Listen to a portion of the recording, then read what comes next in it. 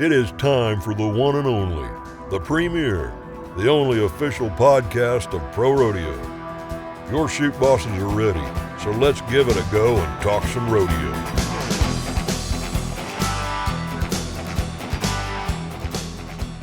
Hello, everyone, and welcome into the Shoot Bosses podcast, the official podcast of Pro Rodeo. Tanner Barr, Tracy Rink. Tracy, we've made it to the month of September. You know, we talk about that September 30th date, end of the regular season, but there's so many big rodeos and a lot of money to be had here over the next 3 weeks as guys kind of shuffle and fight towards that top 15. Yeah, I mean, there's so much at Puyallup and then Sioux Falls and then Fargo. Like, we have so many huge rodeos that looking at the standings now is great, but things are going to change for sure. I mean, 2 or 3 years ago, you could have probably looked at the standings and think, oh, that's probably 12 or 15 of those guys are going to get in. But now it's such a mix of guys, and especially great guys that have NFR ability or have been there several times or even world champions that are trying to get in. Well, you mentioned we still have 3.5 weeks left. We still probably has $2 million up in purse for these guys to get it between, Pendleton, between Puyallup, Sioux Falls. There's a big rodeo coming up that was just added here in the third week of September as well. Oh, Mandan. It was Mandan. Mandan. Right. So it's going to be, a lot of money to shake out. And we were just looking at, speaking of our guest here, our featured guest here today on the Shoot Bosses, Weston Timberman. He's number 10 in the world. Already has $119,000 won. The number 15 man has $105,000 won, Tracy. And we still have 3 weeks left to go in the season. So it's going to take 120 probably to get into the NFR and bareback riding. Yeah, and it used to be if you got to 100,000, you were in. You were making reservations on your flight or Vegas and hotel. Like, I'm in. Yeah. Now 100,000 is a pretty good season. So right now 100,000, you would be like 22nd in the world. Yeah, and that's a pretty good season, relatively speaking. I mean, that you have to win a lot of rodeos to get 100,000. That just tells you it's kind of like golf. I mean, you might be a great golfer and think, man, I'm doing great.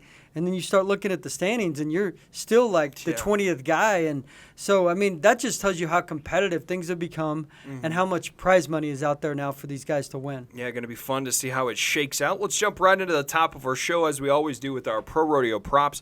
And, Tracy, this one's going to, not necessarily be a cowboy still competing or any of that. We're going to give Pro Rodeo props to two-time NFR pickup man Josh Edwards because, get this, he recently competed in the Mongol Derby, a 1,000-kilometer horse race across the Mongolian steppe, Tracy. 44 of the best riders in the world. Can you imagine? So we take that back to miles, and I think it's like 621 miles. Can you imagine riding that, and you're riding these Mongolian horses that have maybe been ridden 3 times in their life, and you got to put a saddle on them? Yeah, it reminds me of like a cheesy episode of Walker, Texas Ranger when Chuck Norris is trying to tame some wild horse. I think maybe Buck needs to get on a Mongolian horse. Yeah, he'd last about 1 mile, and then he'd probably get trampled. But yeah, I mean, just imagine. I know Josh had spent like 2 years getting ready for this. It's a strenuous thing. And dropping. I mean, he was on He had to be under 6'1" and 187 pounds. Yeah, I mean, and he's not a. I mean. He had to stay fit to make that weight. It's like trying to be a wrestler to make weight. Yeah.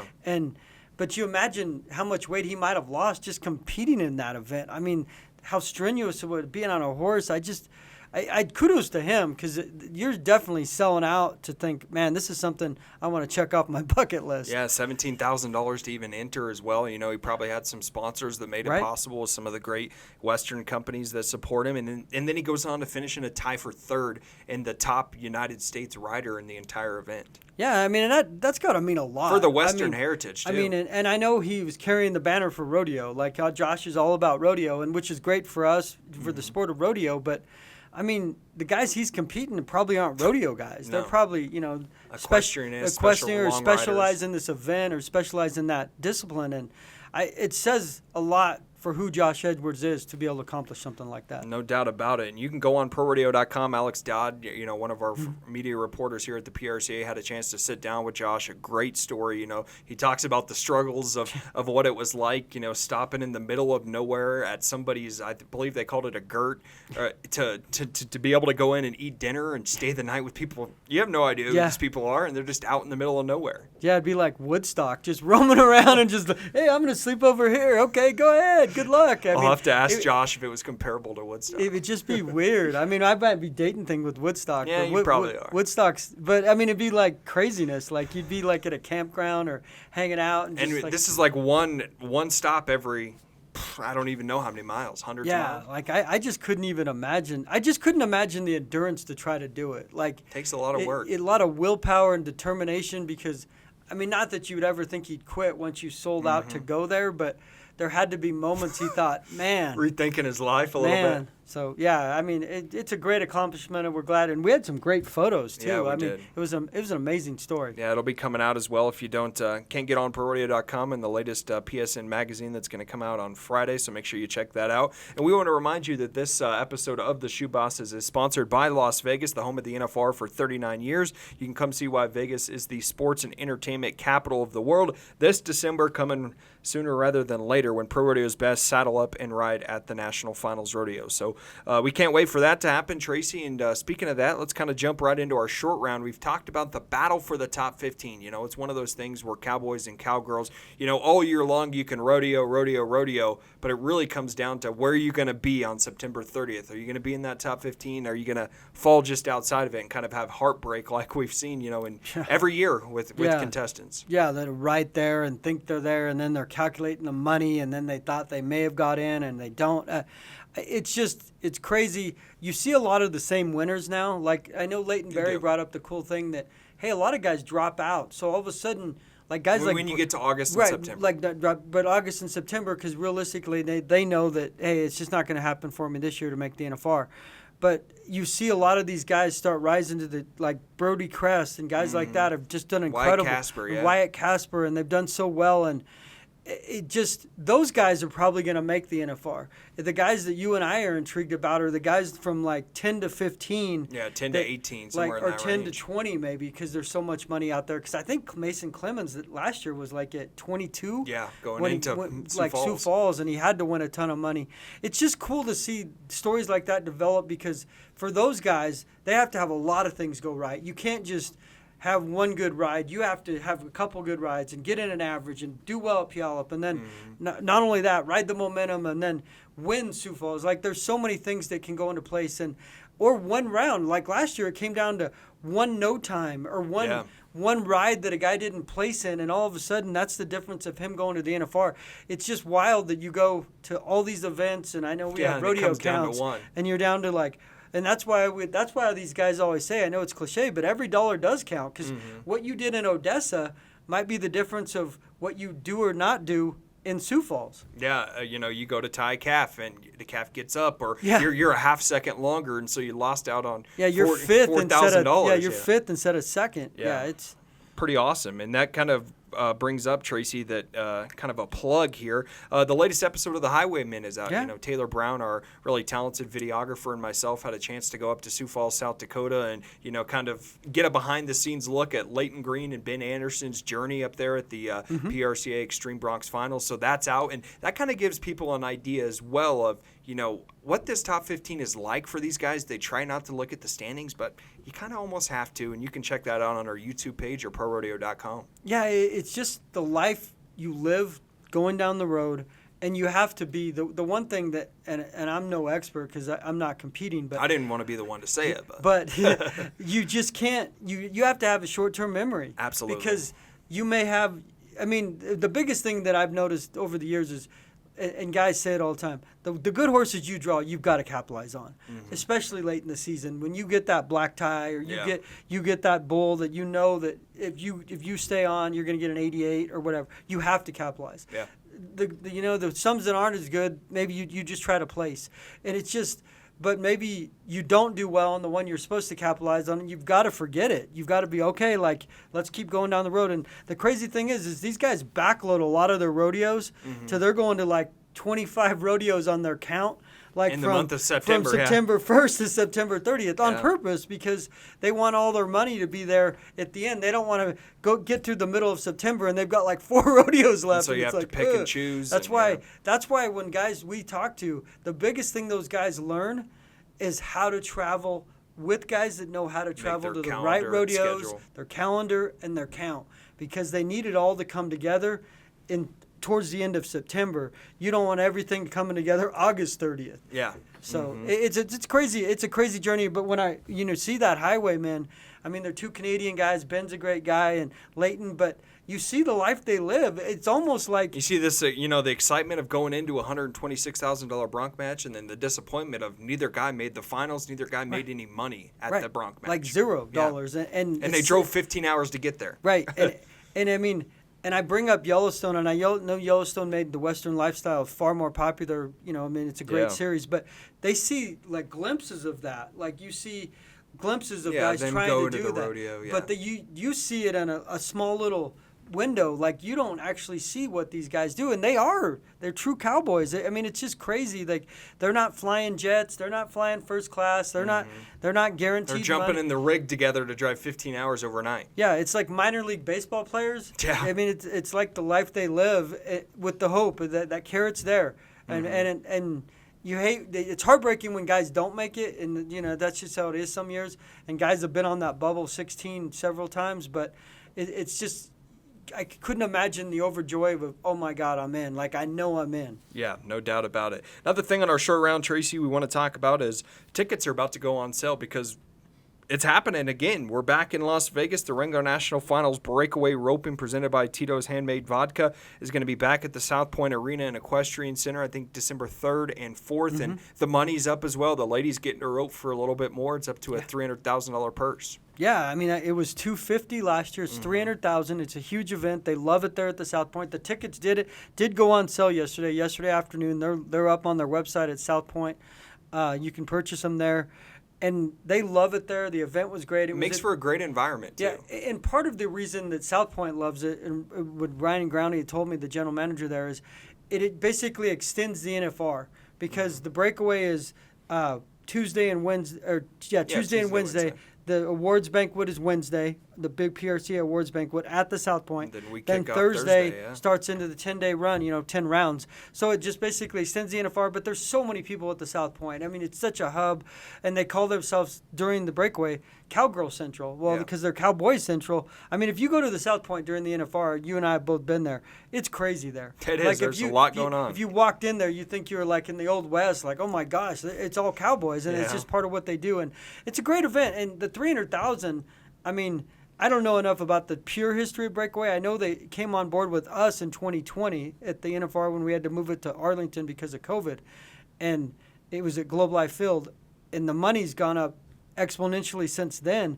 And it's great to see. I mean, the girls that have won that, or the women that won that, Shelby won it last year, Beaujolais, she won almost $200,000 for the season. Yeah. I mean, that's a pretty good haul. So it's great to see that it's back, and hopefully people will get the tickets and just make it a bigger and better event. Yeah, and we cover it every year, and I look forward to being out there again and having a chance to write about who the world champ comes out of Vegas in the WPRA. Into our 8 question segment, Tracy, we mentioned we're gonna sit down at the back end of the show with Weston Timberman, but how about we get another bareback rider on the scene for our 8 question segment? We're gonna sit down with Lane McGehee here to ask him some fun questions in rodeo. Yeah, Lane's a good guy. He's been right there knocking on the door, trying to get to the NFR. He's been part of that grind, and he's always right in the mix. He is. And his personality, I mean, I know he enjoys social media. I know he enjoys being out fun, there. lighthearted guy. And those are the kind of guys that we like to do 8 questions with, because to me, and you and I have had this conversation, is we want people to get to know these people outside of rodeo, or what they're like, their personalities, because we don't just want to be a result-driven association. We want these people to get to know our guys and get behind them, and we're glad to talk to Lane and see what he has to say. Let's do it. Here's your 8 question segment. Favorite movie? Oh, that's got to be, man, I'm going to have to say like Lonesome Dove or something, one of them old Westerns, the Cowboys, something like that. One of them old Westerns. I just don't have a favorite. I like all of them. Nice. Favorite restaurant? Favorite restaurant, that's probably got to be on the road, Olive Garden. But when I can get into somewhere nice where I can have a good sit-down steak or something, I like that. Trying new places. Favorite bareback horse you've ridden in the PRCA? Oh, I've never been on Nightcrawler or Virgil, man. I wish I can one day, but it'd have to be like Freckle Frog. I really like that horse. He's nice, but he feels so good, and he bucks. He's showy. One of them picket horses for sure. What would you name a bareback horse? Oh man, What would I? Arrowhead. Sounds like a pretty good name. Nice. So what's your favorite thing to do outside of rodeo? Do you have a hobby? I like to actually, I like the business side of rodeo and the logistics and all that, the ins and outs, not just running your hand in, but how you getting there, cost efficient. So, like looking at my books, that's what I like to do. I like to play golf and look at my books. So Describe bareback riding in one word. tough. Favorite ice cream. Favorite ice cream, that'd have to be cookies and cream. Who would you want as a tag team partner? Chuck Norris or Bruce Lee? Bruce Lee all day. Bruce Lee. Yeah, Bruce Lee, he can he said, the guy who practices 1 kick 1,000 times, that's a dangerous man. And I feel like he's done that numerous of times. So yeah. And you can tell Lane just has a lot of fun, Tracy. And you mentioned he's right in the hunt for the Wrangler National Finals Rodeo. He's been doing this, I think he's, 26 years old now. He's been in pro rodeo for 6 or 7 years, and he's been getting closer and closer every year. And now he finds himself in the top 25 here again. And hopefully he can get there because it'd be a fun personality to have in Vegas with us. Yeah, it's just the determination. Like you and I keep talking, I mean, when you don't make the NFR, I can't imagine what that feels like. Yeah. Not only just personally, but like all year long for a goal. And then it's just the financial investment. Yeah. I mean, there's so much involved with it. If you have sponsors, obviously it's extremely helpful, but it takes a lot to go down the road in any event, and to not make it and then still pull up your bootstraps and say, okay, here we go again. So, and those are the guys you like to see rewarded, at least maybe go once. I mean, granted, I know they want to go more than once, but maybe at least get rewarded once to say you've been, because I know based on the conversations I've had and you've had, any guy that talks is, oh, I'm a former NFR guy. Yeah. It's like winning a world championship. Very few guys win world championships, but if you can tell your buddies down the road that, oh, I made the NFR in this year, it means a lot to him. Yeah, and Lane's still got a really good shot. 3 weeks left to go in the season. He's going to have to make up a little ground, but wouldn't doubt the kid, no doubt about that. So we appreciate him setting down for us with our 8-question segment. We're going to take a quick break here on the Shoe Bosses. We'll have much more coming your way. Weston Timberman interview towards the back end of the show, and then we'll also have your ProRodeo Hall of Fame Spotlight, Historic NFR Moment of the Week, and some viewer questions. Don't go anywhere. We're back right after this. Farm life means always hoping for the best, but planning for uncertainty. You have to be ready for the next everything, the next dawn, the next season, the next harvest, the next technology, the next challenge, and the next generation. No matter what comes your way, we can help keep you ready for the next. Welcome back into the Shoot Bosses podcast. Weston Timberman interview coming your way here in about 10 minutes. Tracy will sit down with the Resistol rookie bareback riding leader. And but before we get there, let's jump into our Pro Rodeo Hall of Fame spotlight. And this one, we're gonna drop it back to the 2000 class and inductee Chuck Shepard. He won a world championship in team roping back in 1946. So that was back when I believe in rodeo they only crowned one world champion as a team roper, right? It wasn't a header or healer. No, header and healer I think came around. I want to say pretty late. 96, 97. Which is crazy. It's only before that. Like 25, 26 years ago. Yeah, and that's what was weird is you could invite guys to go to the NFR with you. Wow. Like if you qualified and you wanted to bring your buddy who you rope with all the time, they didn't necessarily have to qualify. They could be invited. That's why it was so weird back then, and especially when you only had the one champion. Now it's so much different because both guys are going, the header and healer are going for the Think world how many how many Hall of Famers we would have if we maybe crowned, a header and a healer all the way back in the 1970s and 80s. And I don't know why. I mean, without doing a deep dive, it would make sense if there's two guys, why there'd be two champions. But maybe it was, back then, team roping's evolved to what it is now. But, yeah, there would be, double the world champions because you'd have the header and the healer. No doubt about it. Shepard was one of those guys, they used to call him, Tracy, the toughest four-event man that there ever was. I don't know about that. That's a pretty bold statement. Pretty bold statement, but he excelled on both ends of the arena. He was one of those team ropers that really came out and left his mark, but we know team ropers never retire, right? It's one of those things like, oh, you're going to retire. This guy, how about this? In 19 98 at the age of 82, Tracy. So let's see. What are we? We're 52 years removed from his world championship. At 82, he went and won $6,000 down in Prescott and also a saddle on the team roping. Yeah, How about that? That's crazy. I mean, obviously his talent never left him, but 80. That's amazing. I can't even raise my arm above my shoulder right now. I can't imagine still roping at 82.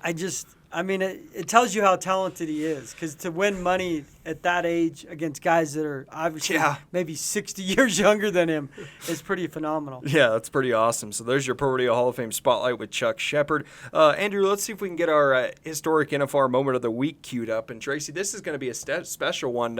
Andrew, do you know if we have commentary with this, or we can play it and see? So we'll let the announcers talk this one through, and then Tracy and I will jump on after they're done here. I don't think that Frost is the best one here. Watch this yellow whale jump, then hop, skip, turn back to the right, into it, Lane Frost going to ride it. He's going to get it. Here's the changeup, he's not going to quit. Lane Frost is going to come from right. Look out. Boy, he really came down right on top of Lane, but he's up and all Jeez, right. Tracy, he almost got wrecked there. So let's give you an explanation here. 1987 National Finals Rodeo, where the historic and legendary Lane Frost secured his first and only World Championship round 10 83-point ride on Ivy Rodeo's number 0, and that's a truly historic moment at the National Finals Rodeo. Yeah, Lane Frost he might be the most famous bull rider in PRCA history. Obviously his life was cut short, but what he's done and what he did there, it's unfortunate that he wasn't able to continue his career and win more world titles. He would have won more world titles. Yeah, there's no question. It's it's not if he would have. But look how talented he is. A lot of, some guys get more famous after death, like Elvis, like guys, whether they were as famous when they passed away, but Lane is more famous probably than he ever would have imagined he is. And his family, I'm sure. But you look at him ride, and you're like, no wonder. He was the best of the best. Oh my gosh, he was so good. And we've obviously talked to guys like Tuff Hedeman about him. And he was just one of the best going down the road. And to see rides like this, it's almost like surreal to me to watch it, because you've done so much about Lane Frost, and I did a bunch of stuff about Red Rock, the anniversary from '88, and you see it happen in real time, and these videos are harder to come by, and it's like, wow, this is crazy. Yeah, that's awesome. Once again, 1987 NFR round 10, 83 points. He stuck it right there on the bull. The graphics are great too. That's some techno looking stuff there, Tracy. You probably remember those in the NFL. Yeah, like Atari, techno stuff, like this is Bo Jackson stuff. But look how balanced he is. That's what's crazy.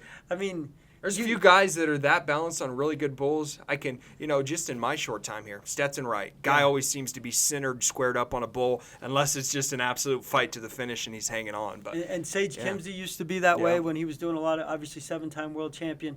There's certain guys you watch that when they ride, it's almost like they're sitting in a car seat. It's like they're just strapped in right there. And they're just buckled in. And there's other guys, obviously not the case, but Lane proved it right there with a great ride. Yep, so definitely a historic moment, and every time we get to talk about Lane Frost is a good moment here on the Shoot Bosses. Another viewer question for us, Tracy. This one comes from Haley on Instagram. What's the most money that someone has ever won at a PRCA rodeo during the season? I guess you kind of have to split this up, because obviously, a lot of guys have won a ton of money at the Wrangler National Finals Rodeo, but let's just go and assume that she's talking about the regular season. We just talked about this the other day, actually. Stetson Wright at the 2022 Rodeo Houston was a man on a mission. $73,750 at one rodeo. He won the bull riding, finished third in the bronc riding. Yeah, he had an incredible Rodeo Houston. If there's ever a time you want to get on a heater during the regular season, it's Houston.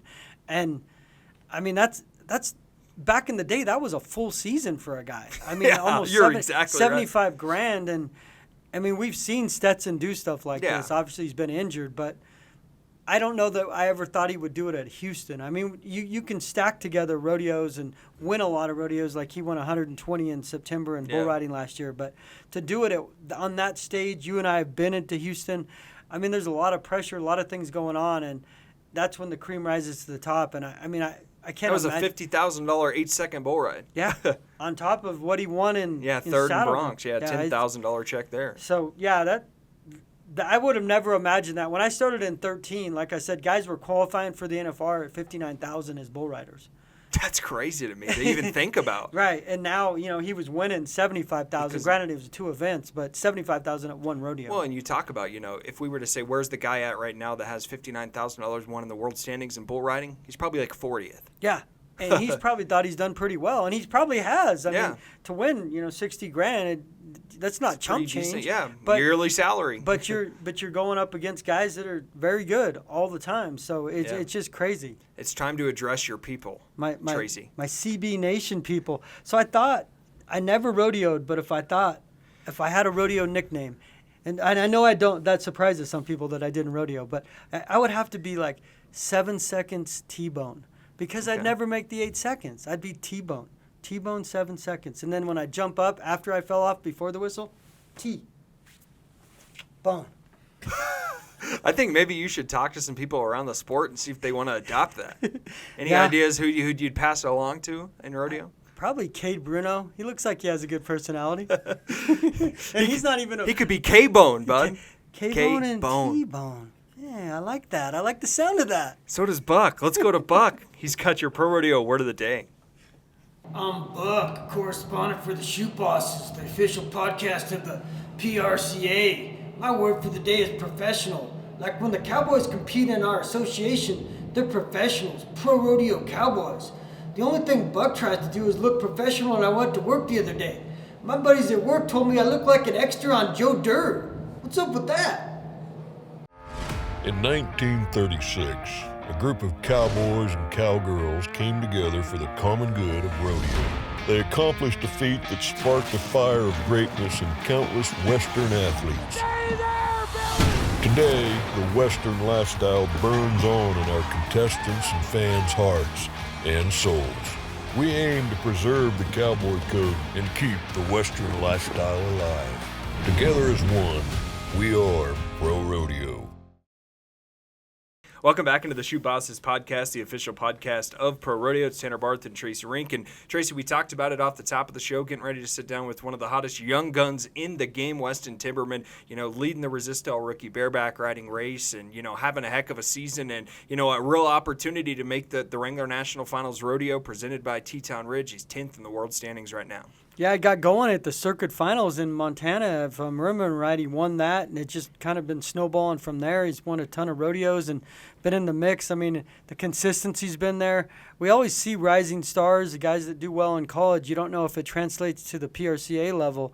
Obviously, the Pro Rodeo level has been kind to him so far, and he's right in the mix to go to the NFR, and especially with big rodeos down the road like this weekend in Puyallup and different places and possibly Sioux Falls. Yeah, no doubt about it. Weston, thanks for joining us, man. We know that this time of year's a little crazy for you out on the road traveling from rodeo to rodeo, so we appreciate you taking a little time.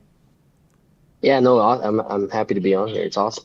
Yeah, man. Let's talk a little bit about your season so far. Obviously, last year on your permit, you did some really good things. We knew that you were a promising bareback rider and the college ranks as well. How's this year been for you? Because it has been, a really good success for you so far.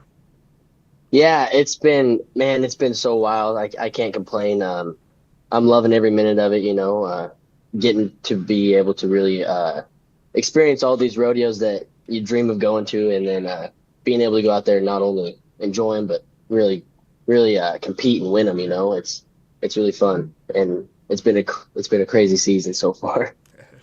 Obviously, when you got into this, your uncle is a world champion. Kelly, your dad Chris, is a Mountain State Circuit champion. This is probably something you knew you were going to do, at least try to do, when you were a little baby and rolling through the years that rodeo was going to be your thing? Yeah, oh yeah, for sure. Yeah, I grew up watching those guys leave to go rodeoing, my dad lived right next to my uncle, so they'd always leave to go rodeoing when I was a kid, and I just thought that was the coolest thing in the world, I'd always wish for my birthday present to go with them and stuff like that. So I knew that's what I was going to end up doing no matter what. So for you, you talked a little bit about that. When you were growing up, was it something where you were with them at a lot of rodeos, or were you staying behind? When did you kind of get your first real taste of being a bronc or a bareback rider? Oh yeah, I mean, I got buckles. I got buckles from all the big rodeos from mutton busting. Nice. I loaded up everywhere I could go. They'd let me come, and I'd go with them, and I'd have my own gear bag. And actually, when I was a kid, my dad had Barstow make me a little kid rigging out of like the scraps when they'd make their riggings. So That's awesome. I'd pack around a little rigging with me and a little bareback glove that I had set up. Of course, I wasn't going to get on anything with it, but I'd pack it around with my gear bag and my shaps and everything. And I've been coming to rodeo since I was 3. Nice. That's awesome, man. So you have this path you're on. When did you realize that, hey, I'm pretty good at this? In my mind, I knew I was gonna be where I am right now. Bareback riding did not come to me as easy as it does for some. I had to work a lot harder at it to be able to get to where I'm at, and it was a process for me that there wasn't any doubt in my mind where I was gonna get to where I'm at, and it didn't matter what it took to be able to get there. So it was a painstaking journey there for a bit, but I didn't have any doubt in my mind that I would get through to the other side and start doing well. Well, you mentioned that a little bit. Did you do any other rodeo events growing up? Was that something that you thought of before, obviously, becoming a bareback rider? Yeah, like growing up, we'd go to like the Little Britches, and compete in just about everything. For the longest time, I thought I was gonna be a PBR bull rider, like PBR bareback rider. I don't know how it's gonna work, but I'm gonna make it happen. But no, I mean, bareback riding has been my number one mindset, and from a little kid to now. I mean, I don't know what I would do if I wasn't riding bareback horses. You speak about the difficulty. Obviously bareback riding is not easy, and very few guys can do it at the highest level like you're doing it. What was the hardest thing for you, and how have you overcome that to get to where you are to be successful pretty much anywhere you go? Yeah, I got to give a lot of credit to the head coach down there in Clarendon College. He with the coaching of my dad and my uncle, and then being able to take the fundamentals that they had taught me and be able to apply it at the college practices week in and week out. It's really what helped me start to succeed. Because when I showed up to college, I mean, not a lot of people don't know this, but like for the first semester of college, my freshman year, I didn't even make a single short round of the college rodeos. Yeah, like it was crazy. I wasn't on the same level as the college kids. And then it kind of lit a fire underneath me, and I went home for Christmas break, worked my butt off in the gym, and just getting in the right mindset of it, and I just came back with the fire, and it propelled me. It was really crazy to watch it all unfold, coming back after Christmas break, and then all of a sudden I started making short rounds to college rodeos, and then I won a short round, and then I won a rodeo, and then I didn't qualify. I didn't even qualify to make the college finals in my event.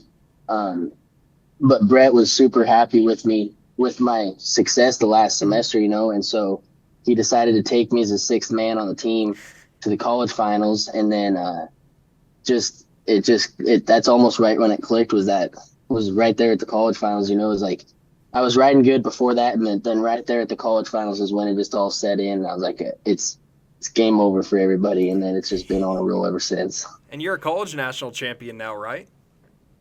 Yeah, I won the college finals that year, and then this year again.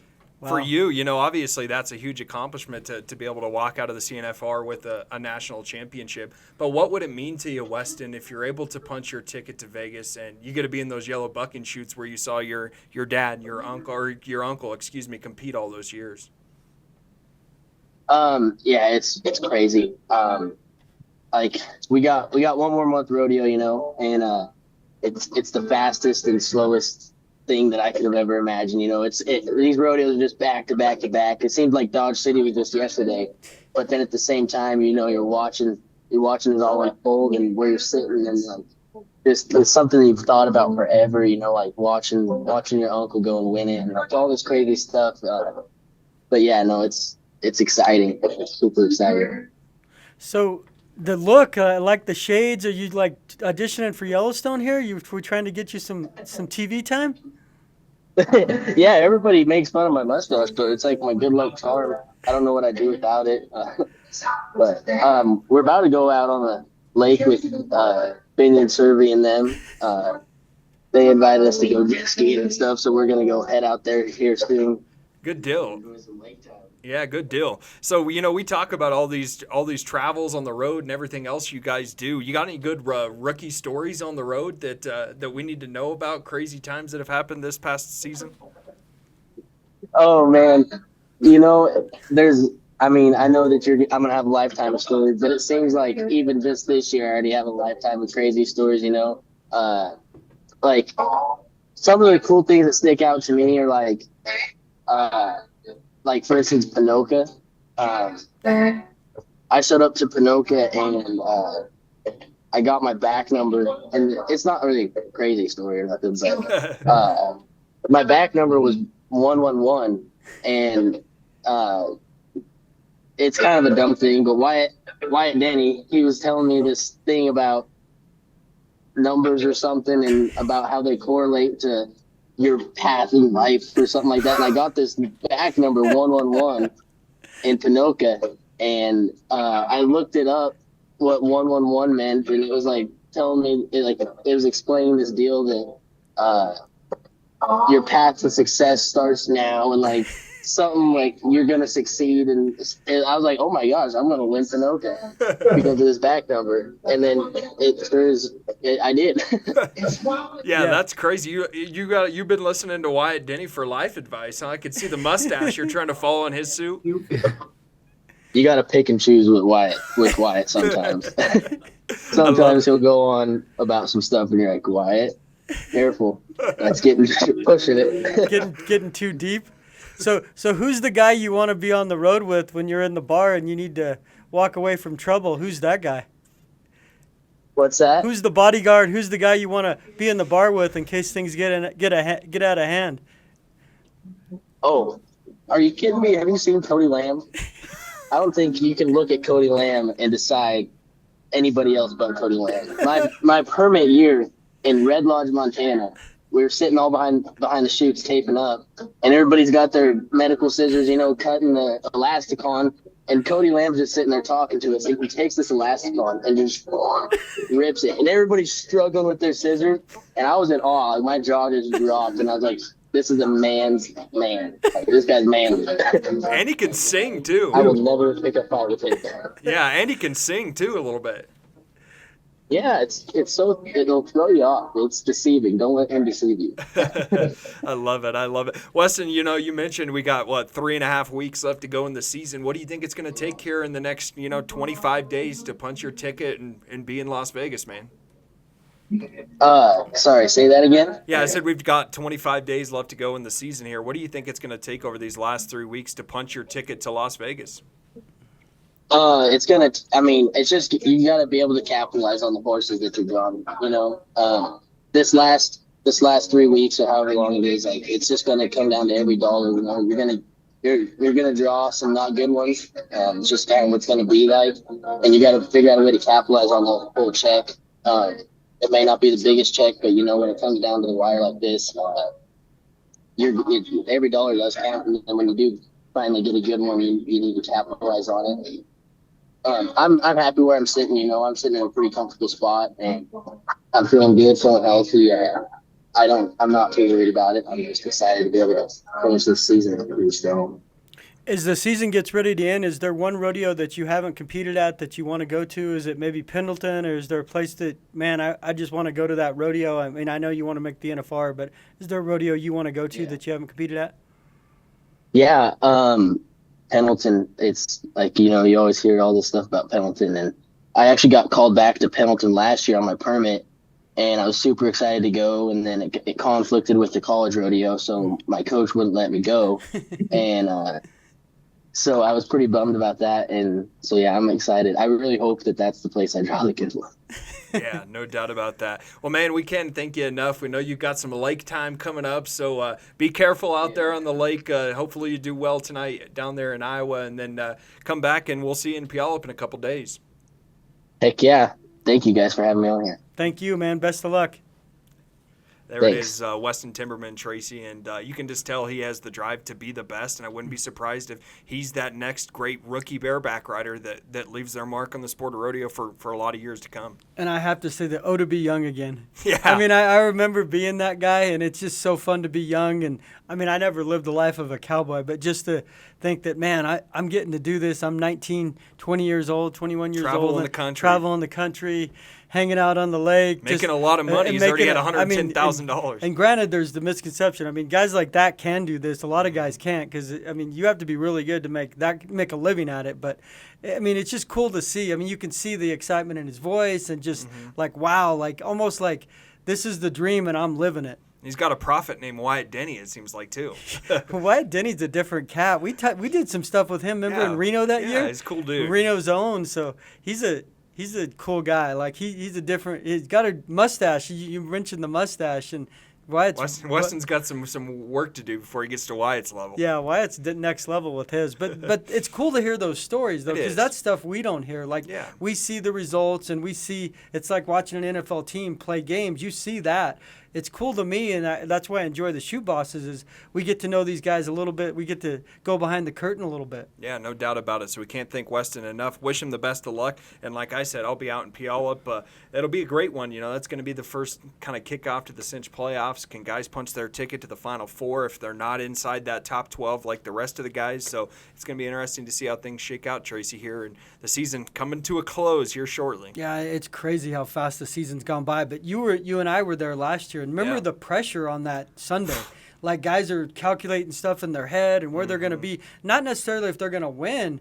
They just want to be in the 4 so they can go to the finals. Sioux Falls. Because Sioux Falls, I mean, as cool as Puyallup is, I mean, there's a chance you can win $30,000 in Sioux Falls in essentially like the last day of the season. Yeah. I mean, guys that are knocking on that bubble, that's everything to them. Guys like Mason Clemens last year won almost $30,000 at Sioux Falls and got in. And so not only is Puyallup there, you can just feel the momentum of guys thinking, man, this is it. This is where it's going to happen if it's going to happen for me. Yeah, no doubt about it. And we'll make sure to break it down all for you next week on the Shoot Bosses podcast. Talk about who punched their ticket to Sioux Falls and how the top 15 is shaping up. But that's going to do it for another episode of the Shoot Bosses. Until next time, keep on rodeoing.